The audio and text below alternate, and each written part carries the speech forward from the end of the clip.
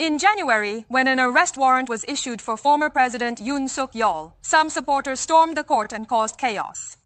4 months after the incident, the court delivered its first verdict against those involved.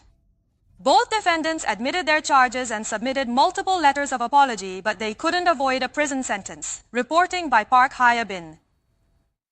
The courthouse's outer walls and windows have been shattered, while the nameplate, now dented, leans against the perimeter fence.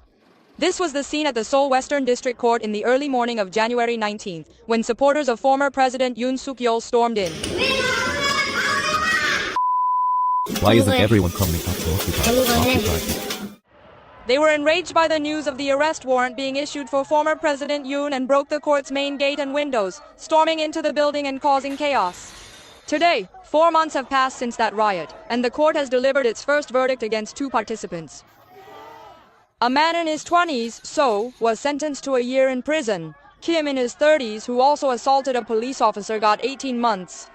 The court condemned the crime as the result of an obsession to label the judiciary's warrant decisions as part of a political plot, demanding immediate retaliation and revenge. However, the court explained the sentencing took into account that the defendants showed genuine remorse and that it was their first offense committed impulsively.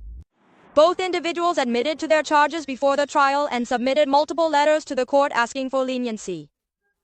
However, it has been reported that most of the 96 participants in the Seoul Western District Court riot have not admitted to the charges.